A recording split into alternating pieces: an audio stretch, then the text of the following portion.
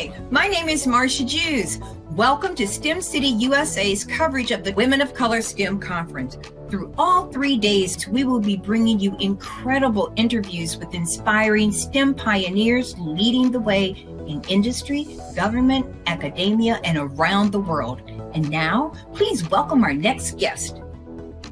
Hello, my name is Qiana Jackson, and I work at the Applied Research Lab at Penn State.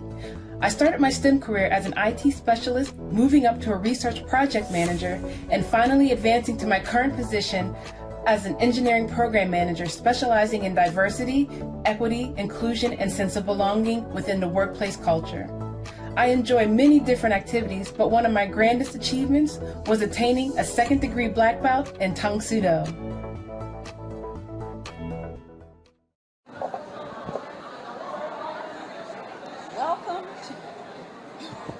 I guess it would help if I used my microphone. Good morning, everybody. I'm your host, Marcia Jews, and this is WOC TV, Women of Color TV 2028. And I'm here with Qiana Jackson, and we are so excited that you're here with us. And as an engineering program manager, what does your job entail? Well, thank you for having me here. I appreciate it. As an engineering program manager, it's actually quite several things. We do different types of projects at ARL, the Applied Research Lab at Penn State, mostly with the. It's very true. Since we work with the Navy a lot, I use a lot of examples that relate to the Navy. So I liken it to an aircraft carrier. They're huge, and but when it turns, it takes a long time. Yes.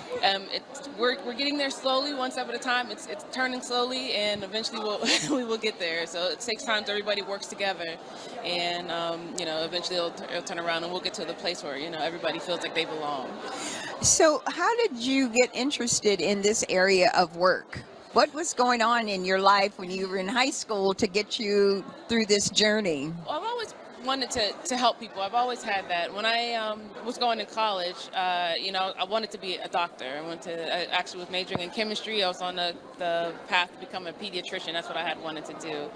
But then as I was getting in college, and then I realized a doctor takes a very long time. I was like, I don't think I want to be in school that long. So I went into IT. So I graduated with an IT degree, and I started programming. And in my job, I realized that I was one of the only, not only just females, but minorities, specifically Black, but I mean minorities overall.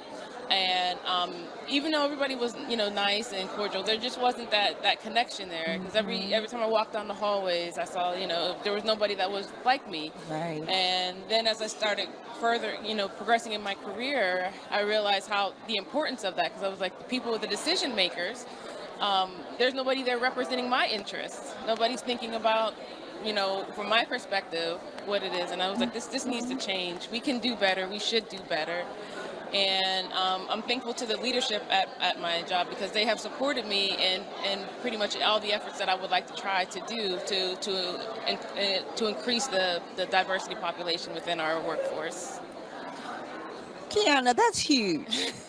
No, and I don't take any of this, what you're saying, lightly. For you to be able to get into that structure and take on all of these people who don't understand even what you're talking about. Yeah. They didn't even see the problem until you brought it to them, right?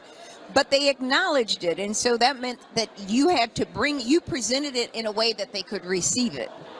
Yes, I think one of the examples that hit home with them is when they were doing a climate survey, and it was supposed to be anonymous because they wanted real answers. They wanted to see how they could, how get the feel of the workplace culture.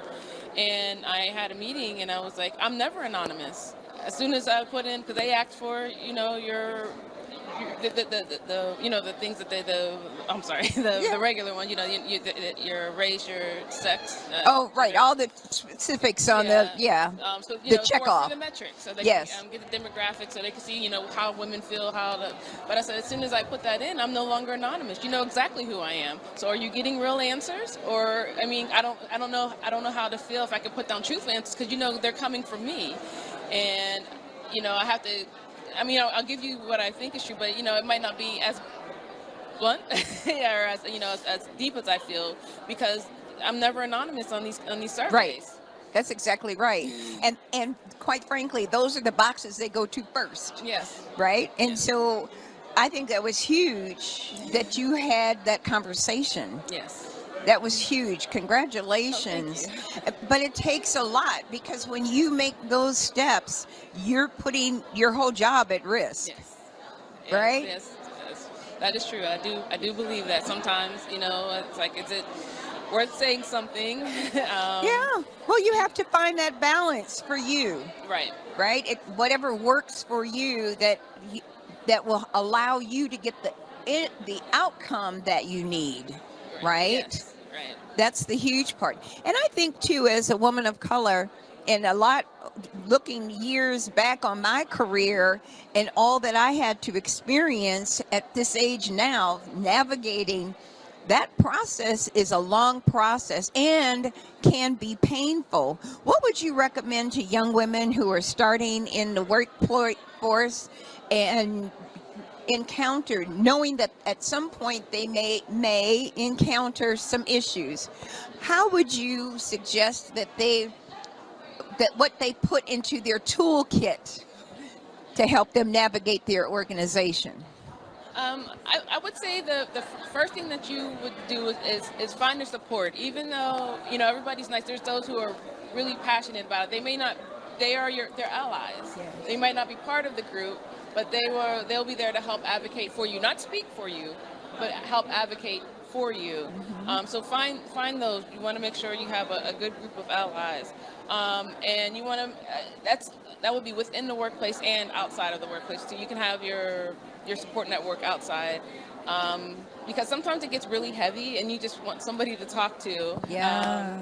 And internally and externally, they have different aspects of your life, and so no one really understands both, because they don't cross over. Mm-hmm. So I believe the support network is very, very important. And that includes mentors as well too, which was another issue, because if you want a mentor that looks like you, like in my workplace, I did not have that option. So I would always have to find mentors externally, or that I would meet at conferences or at different events.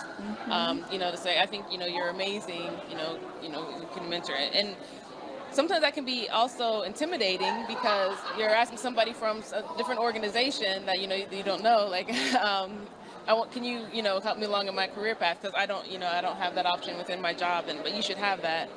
Another thing that I would say that you should probably have after your support network is try to. I mean, to me, one of the things I did was try to make myself known amongst leadership. You don't want to you want to make sure that they understand that what you're bringing is a legit. You're not just trying to ruffle feathers and be a problem, but this is, you cannot be quiet. Like, this is an issue that needs to be addressed.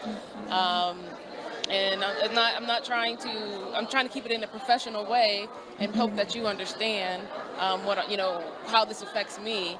You want to have a welcoming work environment for everybody, because that's one of the things that we say within my office. We want to have the best environment so everybody can be their best selves to do their best work, because that's what we want. Because their best work is what the output that we want from our company.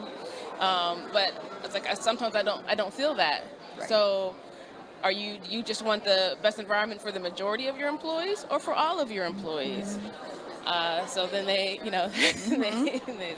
Well, and I think that a lot of times in many of these situations, they don't even know what they don't know. They don't even realize that you're going through any anxiety or any expression, because life for them is easy. Yes. Right? They just kind of move along. They keep it moving in their silo, Yes. and you're in your silo, but your silo is encompassing you, and Yes. where there's a whole team of people in that other silo. Yes. And so the balance is what's important. And the balance, I think, for each one of us individually is that we have to understand that we have to take care of ourselves first. Yes.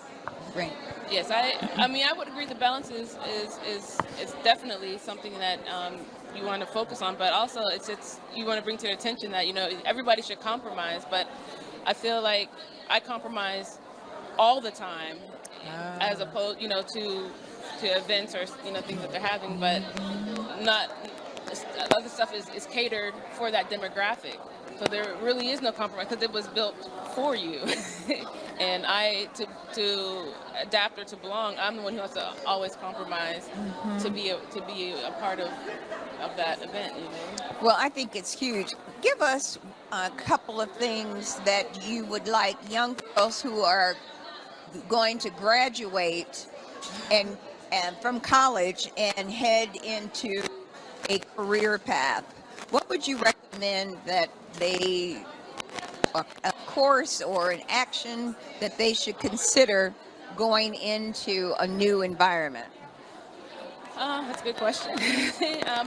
I would say that going in, try to, understand, what you're going to be doing. When you're going into a new work as a new employee, specifically as an entry-level employee, you're not going to know anything. And it takes a while to understand. So one piece of advice I would give is, don't put so much pressure on yourself to try to know everything all at the beginning. It's going to take a long time to learn what the company does, what you're supposed to do, and and then how everything works together. So don't be afraid to ask questions, and you don't understand. I know how it feels with imposter syndrome. Like you said, I shouldn't be here. I don't know what I'm doing. I don't know how to do this. A lot of people that have been there for a year sometimes don't know what they're doing. That's exactly right.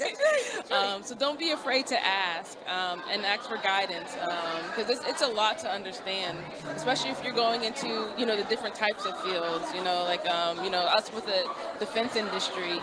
That's a whole nother different world within itself, outside. And then, so there's a lot to learn. And I would just don't put a lot of pressure on yourself if you don't understand, or if you don't know what you're doing. That was probably one of the things because I always felt like I did not deserve this, because I was like, I don't know what I'm doing. Everybody else seems to understand or know what they're doing, or should I be here? But I ended up with that a lot throughout my career. That's right. But now you're settling, though. Yes. You're settling. Yes. And we're glad that you're here at the Women of Color Conference. Thank you. And we hope that we're going to keep seeing you. See you at yes. Baya, and then you're going to... Oh, absolutely, you'll see us at Baya. Okay, and then we'll see you next year for Women of Color. Absolutely. I think we're going to come back every year from now on. All right, Qiana, thank you so much. Thank you. All right. Have a good time. You too. Bye-bye. Bye-bye.